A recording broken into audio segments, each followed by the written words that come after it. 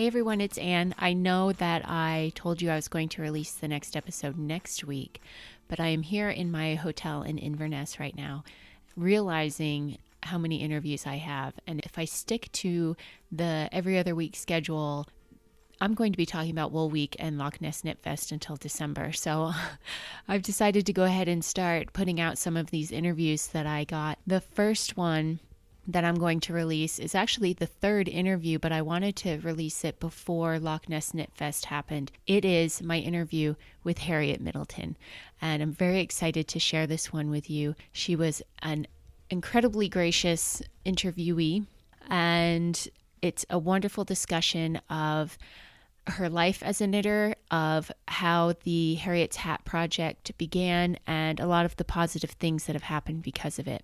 Before we get to that, though, I have a few things to let you know about. First of all, if you are in the area, Loch Ness Knit Fest starts this Thursday. That's like 2 days from when I'm going to be launching this episode. There are still some tickets to some of the classes on Friday and Saturday, so check out the website lochnessknitfest.com. If you want to just come for the marketplace, the entry is £10 for that, and that's happening during the day on Friday and Saturday. Also, just to let you know, I have 2 interviews in the can so far coming your way. One is with Jeanette Budge, the other is with Hazel Tyndall, and I'm very excited to be bringing those to you. So make sure that you're subscribed so you don't miss those. And I want to share some vocabulary before I go to the interview with Harriet, just to make it easier as you're listening. So she throws in some Shetland dialect words. Some of them are very easy to understand by context, but just so everybody's on the same page, natter is a chat. To ken something is to know or understand it. Peerie is the word for little. When she says she minds something, she's saying she remembers that. Bairns are children, and a Tory is a hat. And some of you probably already knew those words. Some of you are probably familiar with some of them just from exposure to different Scottish culture things, but I thought I'd throw that out there for you. And finally, before we go to the interview, I would like to share some information with you about the MRI Maakers. Now, we will get into that in the interview, and you'll hear all 3 of the people I mentioned as they talk about their experiences learning knitting in Shetland. They all bring up the MRI Maakers. That is a group that is working to preserve the Shetland knitting traditions by going into the schools and teaching the children knitting using the traditional methods. So it's a very important group. There were 1,000 people at Wool Week who had bought tickets wanting to attend classes to learn Fair Isle and Shetland lace from the source, because it is different there. They do things differently there. They figured things out. When you are working in production and you need to get perfect knitwear the first time, you have a lot of information and tips and tricks that don't necessarily trickle out to the broader knitting world where we're just knitting for fun and pleasure. So it's a lot of important information that needs to be preserved. And MRI Maakers are doing their part to do that. However, they need funds. This is no longer something that's funded by the government. It used to be part of the school curriculum, and this group is stepping up to keep it in the schools, but it has to be privately funded. And they have a campaign running right now on crowdfunder.co.uk/Shetland MRI Maakers. That's Shetland. Peerie is PEERIE. And that'll, of course, be in the show notes for you. If you have the funds, please hop over there and make a donation. Any amount is fine, but you start getting rewards at £15. That £15 reward is a pattern designed by Hazel Tyndall for some mittens. At £20, there's a hat pattern designed by Jeanette Budge. At £30, you get a really cute cotton project bag that has Shetland dialect words on the back of it from Jamieson's of Shetland, and then it just continues up. You can even make a pledge that will get you some housing on Shetland, so perfect if you are hoping to make a visit to Shetland in the next year or so. Please hop over to that and help preserve the knitting traditions of Shetland. And all of that said, I'm going to send you over to the interview now. Please enjoy. It was an absolute joy to get to sit down with Harriet and learn more about the hat and her life and Shetland. So I hope you enjoy. And I'll see you next week. I want to welcome you to the podcast, Harriet. Thank you for being here with me. And I have some questions that I ask everybody I've been interviewing because I find the answers to be fascinating. The first thing I'd like to ask you is, how did you learn how to knit? Oh, well, I learned to knit off my mum, I think. See, it's the I think part that fascinates me. Can you remember learning how to knit? Yeah, I think I can. My granddad actually taught a lot of us to knit. Really? Yeah. So he used to say, in, over, through and off. Okay, so that's like, you're going to have to translate that. In, over, through and off. Ah, okay. And he would say, in, over, through and off. Mm-hmm. I can mind them sitting with a group of us doing that. But mainly I think I learned with my mum. Uh-huh. And I could knit before I went to school. Mm-hmm. And that was not at all unusual. What sorts of things did you start out knitting? Do you remember? I mind knitting pretty mittens. Mm-hmm. Would you make them for yourself, all your family members, or was that just a basic starting? That was probably just a basic starting thing, and it was a very, very, very easy pattern that you were kind of taught to knit. I mind when I was 6, my mum teaching me the pretty 4 hearts pattern. Okay. And I think that's probably what most of us learned to begin with. But it was never written down. She would say 3 and 1 and 3. Okay. 2 and 1 and 2. 3 and 1 and 3. 2 and 1 and 2. I always mind that was the first row. So you would just learn the number sequence as you went. As you went. Because patterns wasn't really written down. Right. Just sort of doodled. Mm-hmm. Mm-hmm. Were you or your family, involved in knitting for production, for selling? Well, yeah. Yeah. When I was growing up, there was only ever really crafting or fishing or knitting. It was like before the oil industry and everything came here. So my mum very often literally knitted to put food on the table. And that was the same for nearly everybody. Right. Was there a specific thing that she would make? Did she make sweaters or? Well, my dad used to knit on a knitting machine. Okay. And he would knit the bodies on the knitting machine. And Mum would fill in the yokes. Okay. Or you would just do fair oil things. You would do lots of different things. And I remember there was a company, they were called Tullocks of Shetland. And they had their wool mill in Gilbert's and Royd. Okay. And on a Friday, I used to get sent up there. I was just a pretty lad. Used to get sent up there with Mum's knitting. And there was a lady that sat there. I think she was actually Sandra's mum. Sandra that's in the wool broker, Sandra Manson. Her mum. And I think it was her. And she had like a box with a clear lid. Like a glass box. Clear lid. And there was a light in it. Lamp in it. And she used to pass the knitting over it. Oh, wow. And then you would see if there was any imperfections in it. Interesting. And if there was any imperfections in it, you got it back. They didn't accept it to sell. They wouldn't take it at all. And you used to stand there and my heart would just be beaten. I imagine. Because along with that, I was probably given a shopping list. And with the money that I got, I had to go to the shops and buy some messages. Right. No pressure. No pressure, no. It probably would have been about 10 or 11 then, something like that. But it was nearly always okay. But it taught you that you couldn't make any mistakes. It taught you everything you did. You had to try and make it as perfect as you could. Right. Do you remember how much a sweater would earn you back when you were 10 or 11? And that, of course, like that would be the machine knit body yoke by your mother. Honestly, I don't know. But you don't remember. I don't mind that. But it would be enough to buy groceries. Yeah. Yeah. Just a few. Just a few. But then when the oil industry came, it made things very, very different because you could get an awful lot more money. No struggling with knitting. was there a point when your family didn't have to knit anymore then? I mean, obviously, at some point, you didn't have to continue knitting for money. Well, that's right. Just think it is just natural. Mm-hmm. If you wanted anything extra, you got out your knitting and you did it. Mm-hmm. And tried to explain what it was like for my mum. Mm-hmm.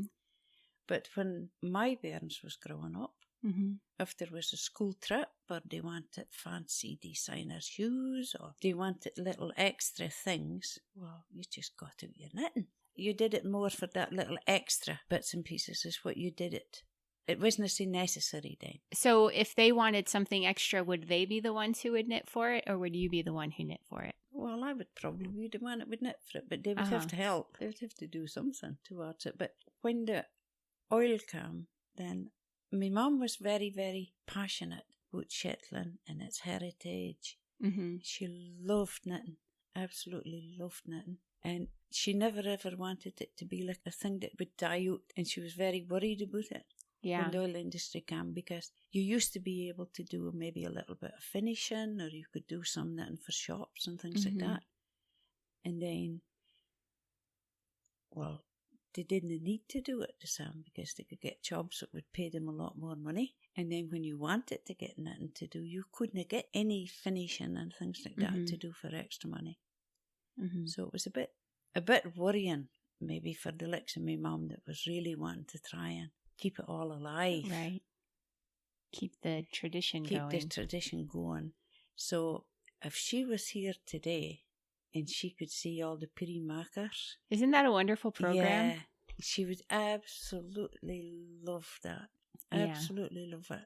So just for listeners, I'm not sure what order I'm going to play this interview in. The MRI Maakers is a group that goes around to the schools and teaches the children who are interested how to knit using the quote-unquote old ways of knitting. So they don't give them patterns.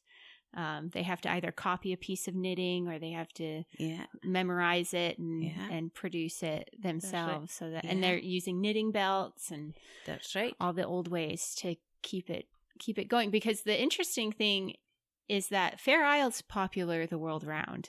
Yes, it's fairly but it's revived again. Yeah, but it's different here. There is a way to do it that is done here that is not done elsewhere. And so even though it's popular elsewhere, the idea of the knitting belt, the idea of like having the patterns in your mind and working with it, and the color sense, I think also you spend so much time around it that the color sense is so much smarter here, I think. You have so much more experience with it. Yeah.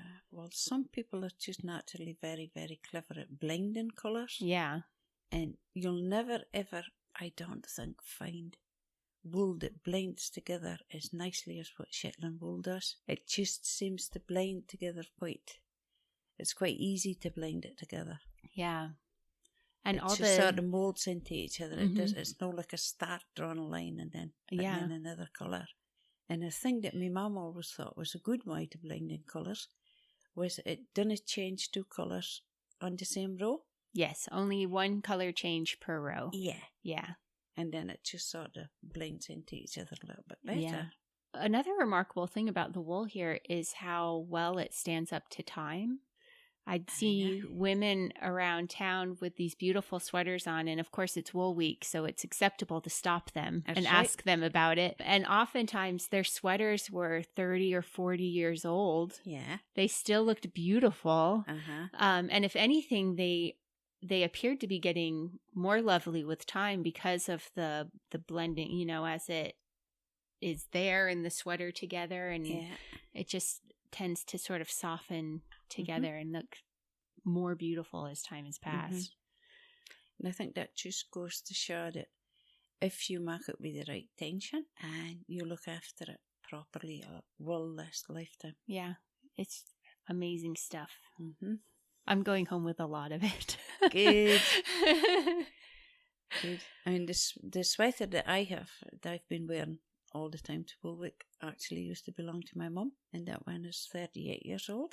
That's amazing, because that's one of the ones that is beautiful and is talked about a lot among my fellow Woolwickers. Yeah. I know.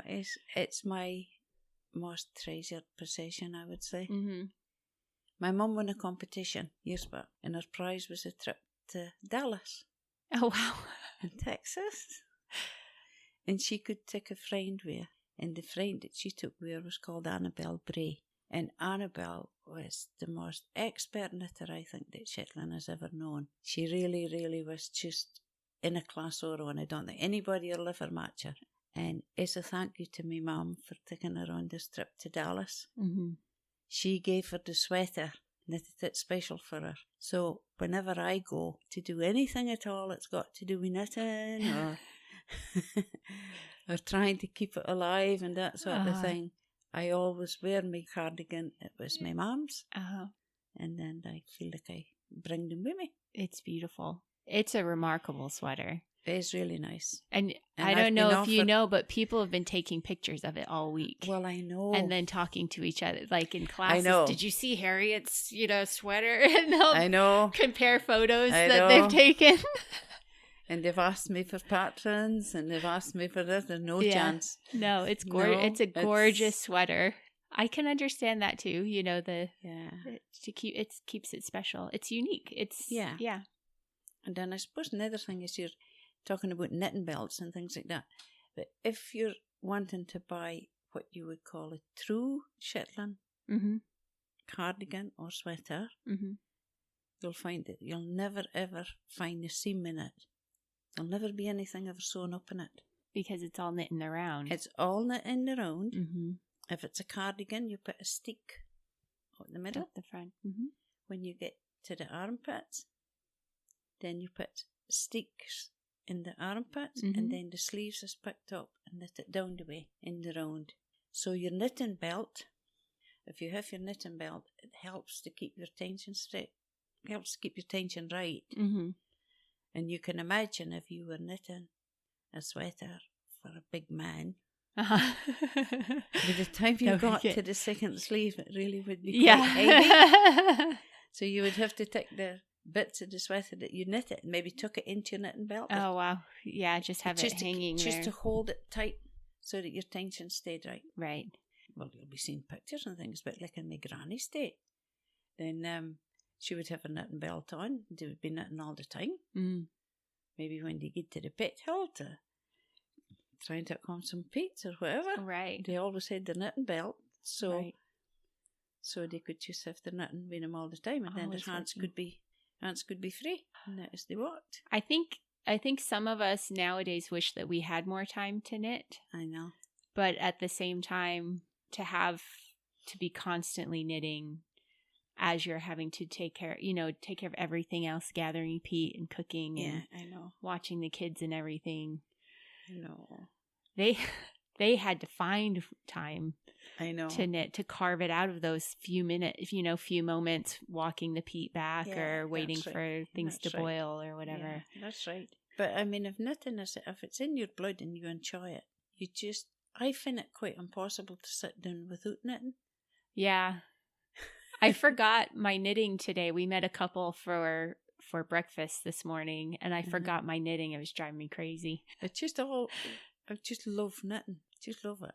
If you feel like that, then I mean, some people can knit, and some people can no knit. Yeah, you can't be without it. No, right? Exactly. That's right. So speaking of that, we'll get into the scanner appeal stuff in a minute.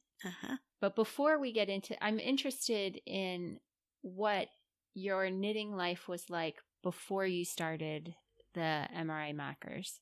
Did you have a knitting club that you went to, or were you? No, you were just knitting at home. Just knitting at home. But I found my brain was always trying to think on what I was going to knit next.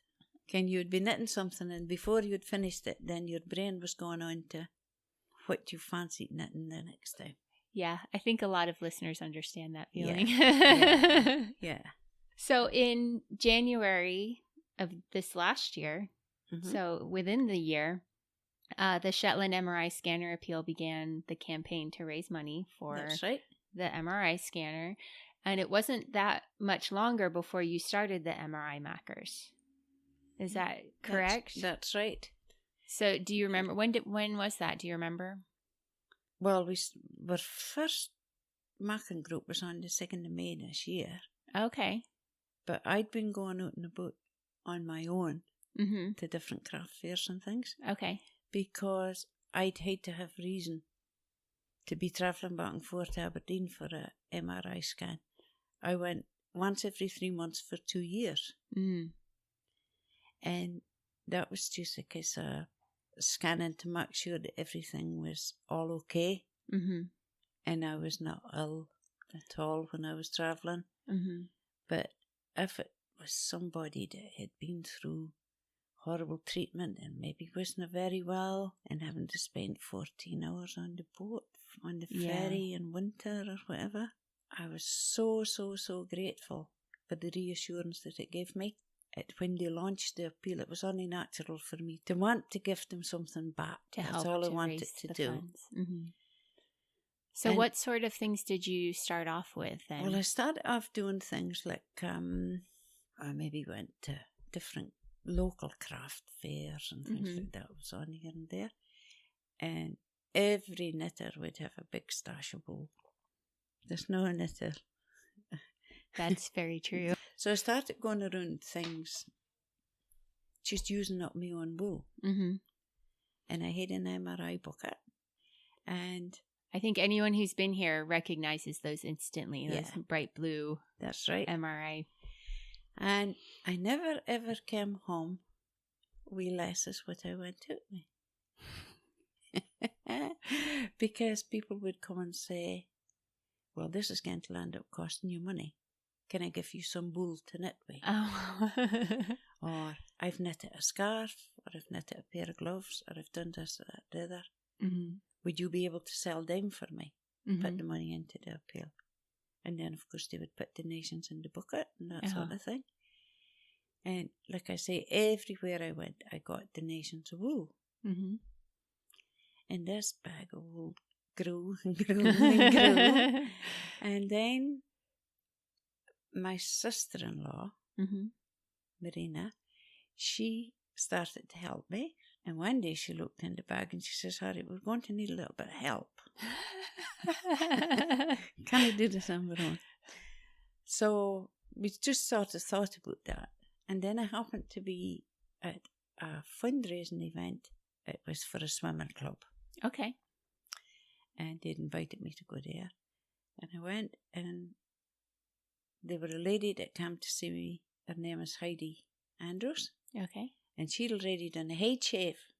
I think I remember seeing about that. Yeah. On Facebook. She'd raised a lot of money. Yeah. And she was on the steering group. And she said, she just came because the event was in Bigton and that's where she stays. Okay. So she just came to introduce herself to me. And she said, Melanie that works in the office with me was thinking it might be an idea if you made a hat. And I said, oh. And she said, yeah, you kind of already have a Woolweek hat. Mm-hmm. You could maybe make a hat for the scanner. And I said, oh, I don't know. Never thought about that. Uh-huh. So that seed was planted. And my daughter is a nurse at the hospital. One of her friends, Jan, she said, if your mum had a knitting group, I would go to that. Oh. So that seed was planted. And I came home and I thought, I ran the idea past my son Billy and my husband and said this had been suggested. Well, Billy just got a piece of paper and he just drew a circle on it. And he said, this is what you have to make the crowned hat, Mum. There you go. And he just scribbled on it. And you do it in the MRI colours. Do it in the appeal colours. And mark the crown of your hat like the logo. Okay. It's on the thing, then it'll work. Mm-hmm. And if you do that, he says, we'll make a pattern, I'll put it on a PDF file and people can download it. And I roared and laughed. I said, Billy, don't talk nonsense. That'll never work. It'll never work. And he says, Mum, it will work because we'll make it work. And I said, but I can't write down a pattern. I don't know how to explain to anybody what to do. Because we just pick up with knitting and we just knit. You start at the bottom and you knit, and it's a bit like painting a picture.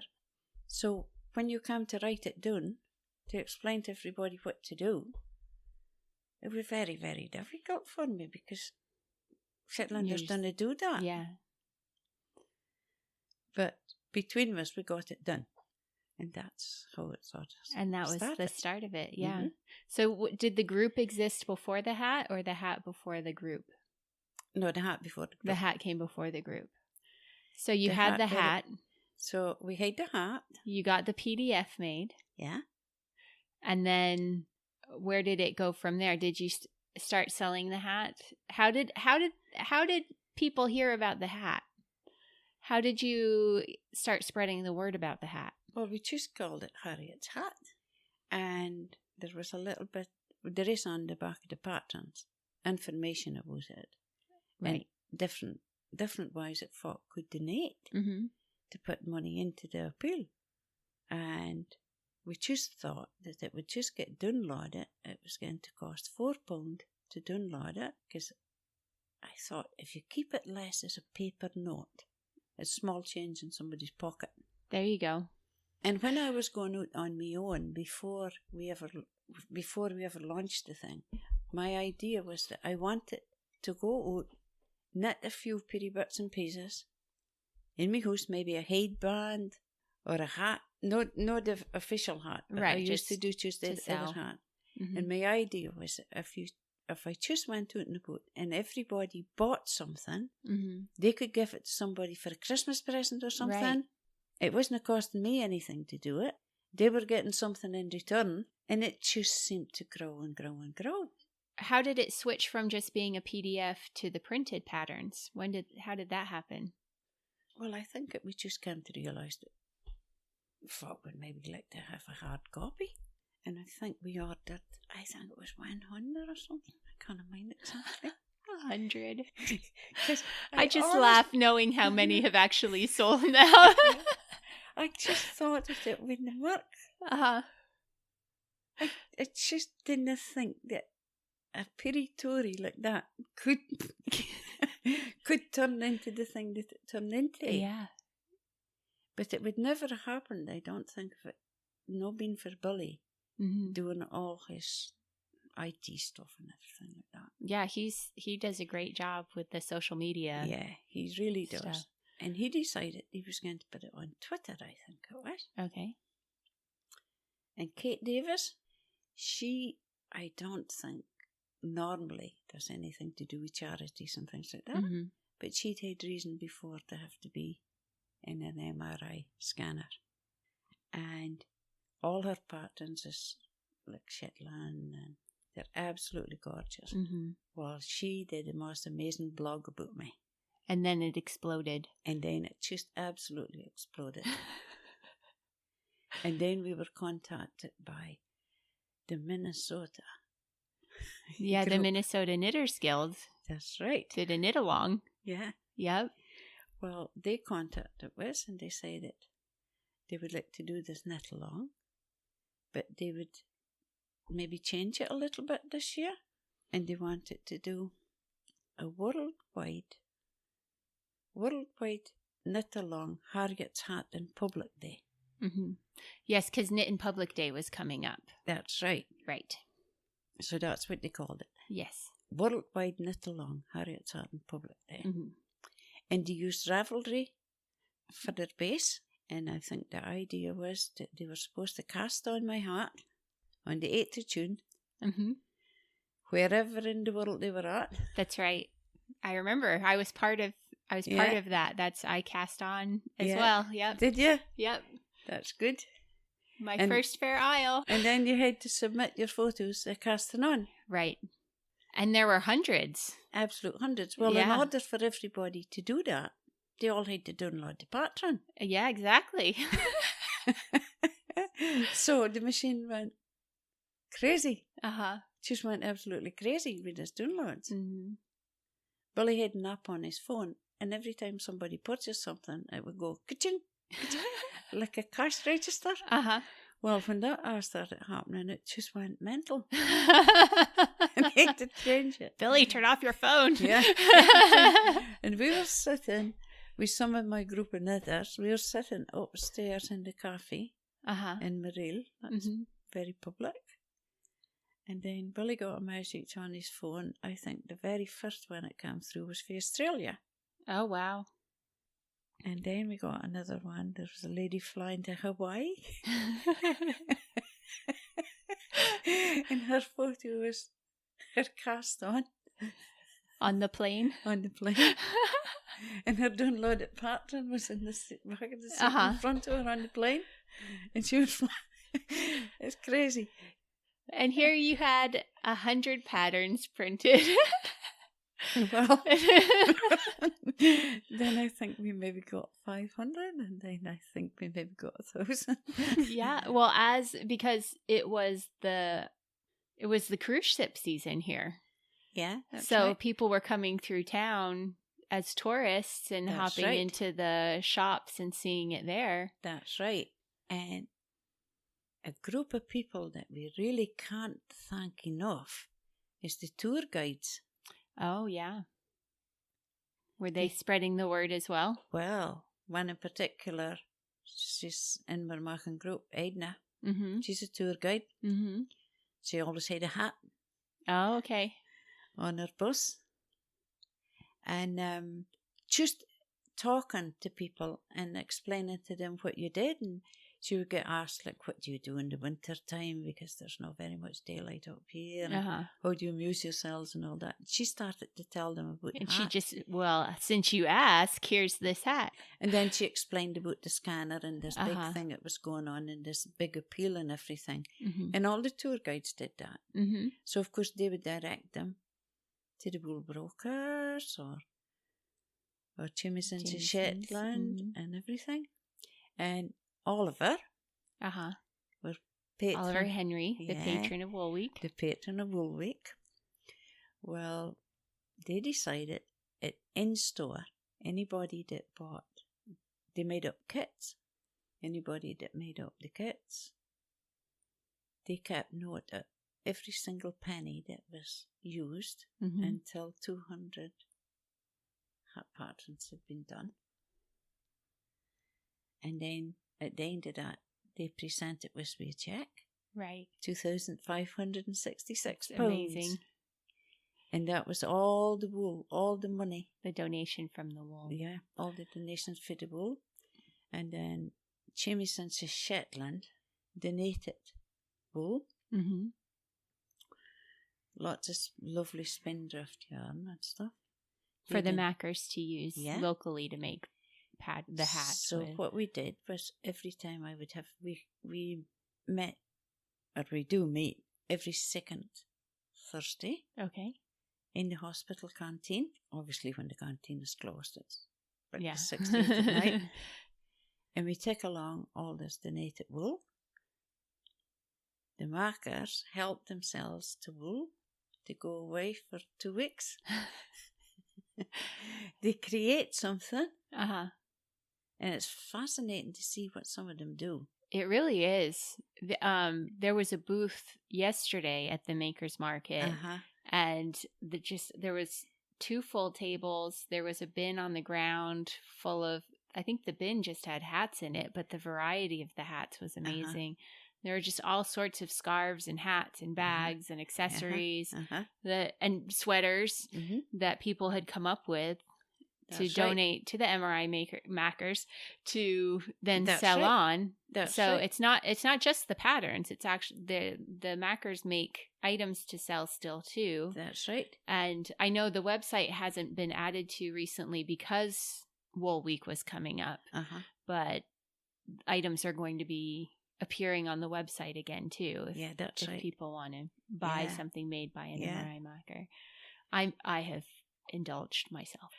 So, and I know, so the Minnesota Knitters Guild had their knit along. The wool brokers made a donation. Jamieson's of Shetland donated wool.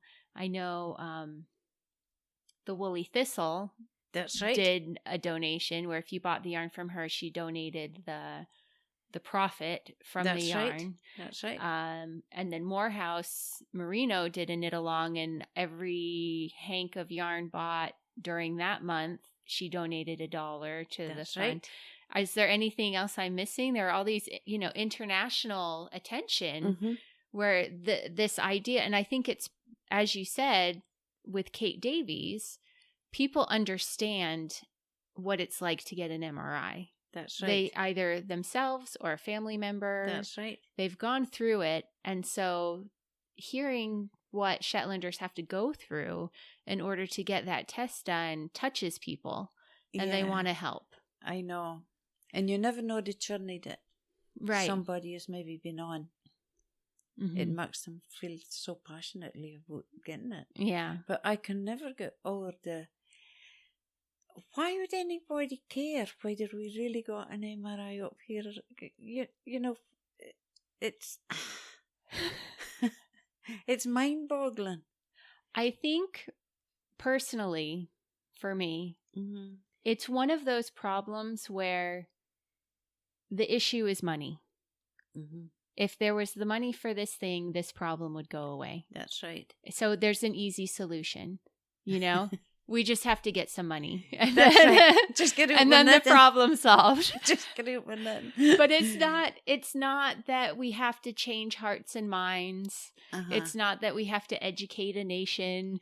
It's just there's a very simple problem with a very simple solution. And that very simple solution will make life easier for a lot of people. Oh, it really, really, really will. So let's solve this problem. Uh-huh. And to me, I heard about it and I was like, well, that's dumb. Let's solve this problem. I know. They need the money, and, let's look for a way to solve it. So, I know.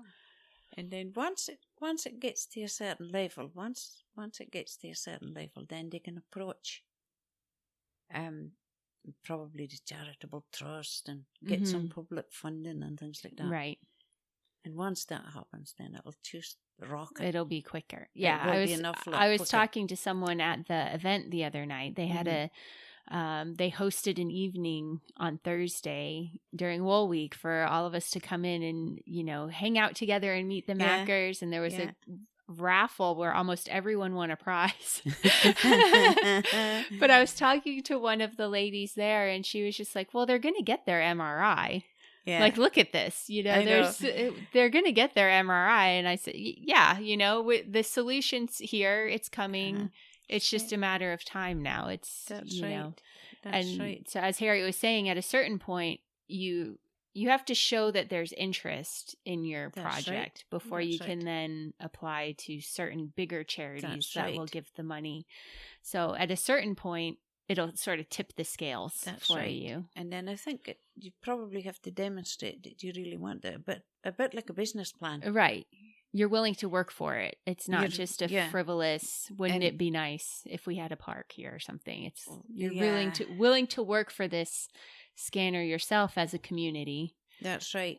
Like this necklace that I have on. It's beautiful. I also have You've on. got one, exactly the same.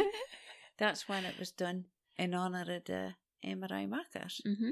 And it's done in the colours and everything, like supposed to match the pattern. Well, it's Shetland Jewelry. Mm-hmm.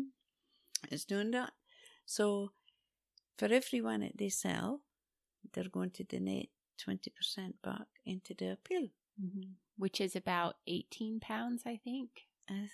15 for pounds every 18, 15 pounds, something like that. Something like that. Yeah. How often do you get a piece of jewellery made to honour your Maakers? I know. And that is just so brilliant. Yeah. Yeah. It's just so brilliant. So that was another thing that happened on my birthday. Happy birthday. It was really good. Yeah, really the Marie Wallen book came out on Harriet's birthday and had the article about the scanner appeal in the back of it too. Mm-hmm. And she was donating £1 for every book sold. That's right. Was that just for the pre-orders, or is that continuing? That's continuing. That's continuing. So that's Marie Wallen's Meadow. That's right. Meadow. That's so right. If you're interested in that, go buy that, and £1 will be donated to the MRI Scanner Appeal. That's right. Mm-hmm. And the initial order was 3,200. That's amazing.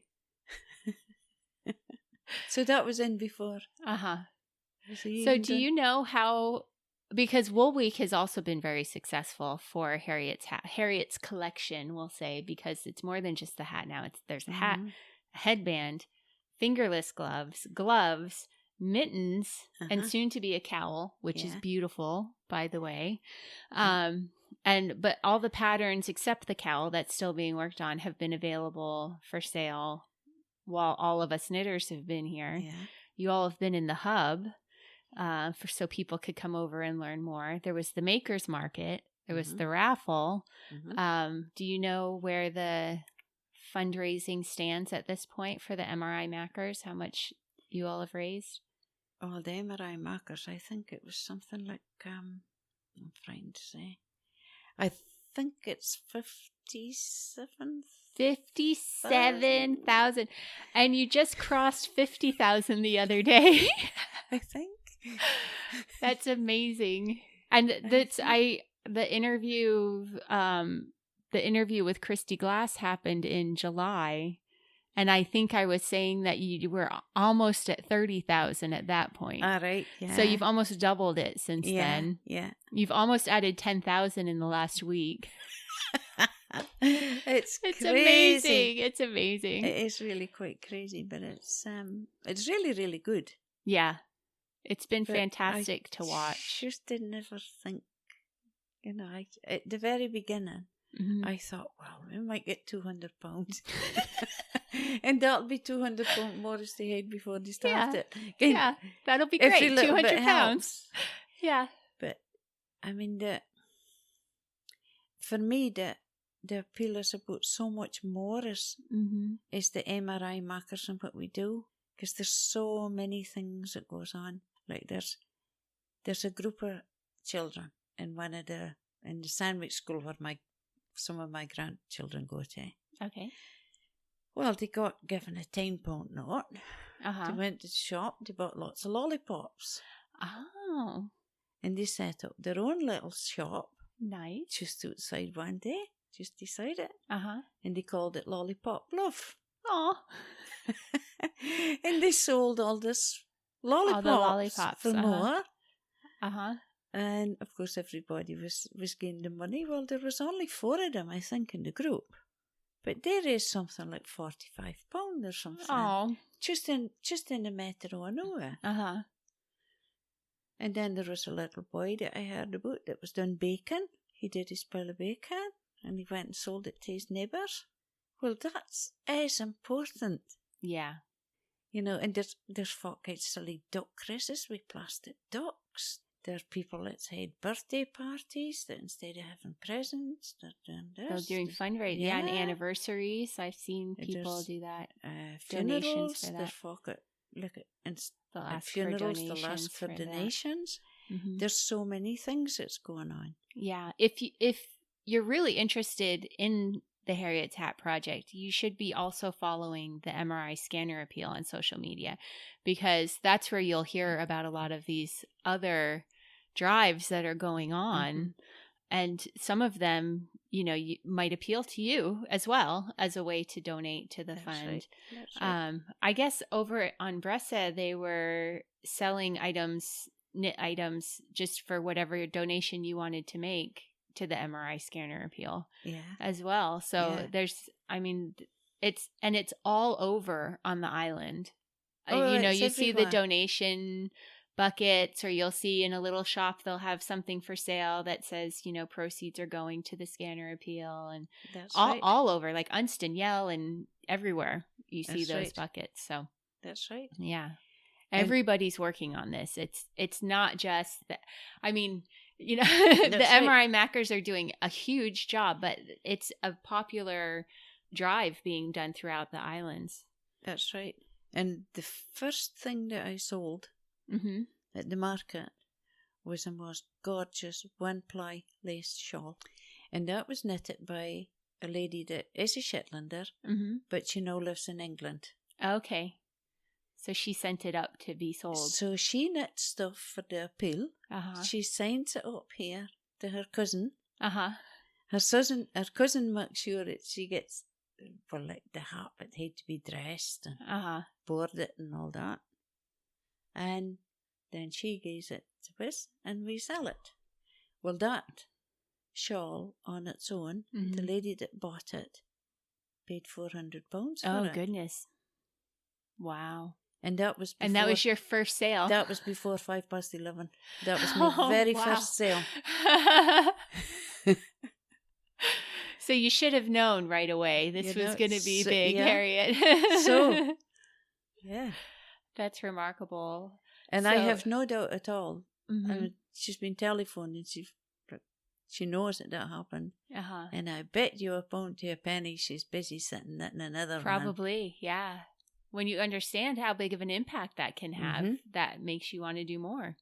I bet she is. That's right. Yeah. And then another really good thing that happened since we started the group is there's a care home in Walsall. Yes. Family care home. Yeah. We started off with 2 knitters. It was the lady that was in charge of it, just for something to do one day. Because they don't know, go on Facebook. They don't know. Yeah. Kind of 90-year-old. Right. She was telling them about the hat and everything that's going on. And then, of course, they said, oh, they would like to do something to help. Oh. So one of the photos that's in the book, Meadow, has got one of that knitters for Fernley. She's 92 years old. Yeah. And she's sitting with my hat, pattern in my hat. Yeah. It's a great picture. Absolutely amazing. Yeah. And then her smile is amazing. Oh, it's such a wonderful picture. Absolutely lovely. Absolutely lovely. And then they've been producing beautiful work. There was a special table at the Makers Market that was just theirs. Right. And it was beautiful. That's right. I wanted that really table to done. be, and the youngest knitter on that table would have, head stuff on that table would have been 81. Wow. Yeah. And they have literally raised hundreds because we would gift them the wool. Billy would weigh up the wool, make it into packs. Okay. So that they had enough to make a hat or a headband or a pair of gloves or whatever they wanted to do. Right. Then we would get the wool up to them also, and they were sitting at the stuff. And then this box would arrive back again. And they would say, have you got any more yarn? Are you taking any more with it? Send it again. We need some with it to make some more. And that was probably like Christmas, opening it up to see what they'd done. You know, what they'd produced with it all. And, I mean, one of the ladies had done gorgeous wristlets. Yeah. And I own those now. Do you really? I do. Right. And I just couldn't believe that somebody at that age could produce something so modern and so lovely. Yeah, they're gorgeous. I'll put a picture on the show notes because they didn't even make it into this store. Yeah. Billy posted a picture of some of the things that arrived, and I took a screen grab and circled it. Right. And sent it back to him and said, these are mine now. That's right. They never made the online shop. Yeah. But they're lovely. They are. They have. I hadn't ever seen that motif before. No. And so I was like, those are mine now. I know. I didn't want to miss out on that, so I claimed them very quickly. Yeah. Then there's another 2 ladies that come to me knitting group. They never knew each other before. They both have, each of them has a son. That happened to work in the same office as Heidi. Oh, really? They did here. Well, she thought it would be quite nice for them if each of that boys in the office, if each of their mums had a pattern. So she bought them a pattern for the boys to give to their mums. Those 2 ladies had never met before. And now they come to the group. They go for coffee together. They have to get their hair done. Yeah. They're building friendships because of this. Because of that. And then they exchanged. And their photo is in Marie Wallen's book as well. Oh, is it? Okay. They're sitting at the table actually reading Marie Wallen's other book. Okay. Look for the picture of Shetland with the 2 ladies. That's right. Well, that two ladies, they're the best friends now. Mm-hmm. Oh, that's wonderful. And so it's just, it's a lovely social thing. Yeah. It's a way that the community's been coming together. Mm-hmm. That's right. Yeah. That's right. And it certainly demonstrated the whole length and breadth of Shetland and way beyond. Mm-hmm. Absolutely. And I know, yeah, it's been putting people in contact with each other Mm-hmm. in other ways too, like even just on Facebook and That's on right. Instagram and That's stuff. right. You know, people are starting to form friendships through there. They might live hundreds of miles away from one another, That's right. but they admired the color choices or whatever, and they've started to connect. I met a couple people here at Wool Week who I met online through Harriet's hat stuff that we've become friends. And then I had never met them until here, but it started over the Harriet's hat. And I have learned so much. Like what? Tell me. Well, you go to the hub at Wool Week and you sit and you have a natter with knitters and everything. Yeah. And you're always learning. Mm-hmm. You're always learning new techniques and new ways of doing this or that or the next thing. And it's brilliant. Well, yeah. And you say that. I know for me, this was my first Fair Isle that I finished. I started the Fetlar scarf while I was here in July last year. Right. And it didn't go so well. Right. So I got about 6 inches done and thought, okay, this is a mess. Right. And just set it aside. But when I heard about the Harriet's hat and what it was for, and I had the podcast, and so I wanted to help promote it. And I knew if I was going to do that, I had to actually knit the hat. Right.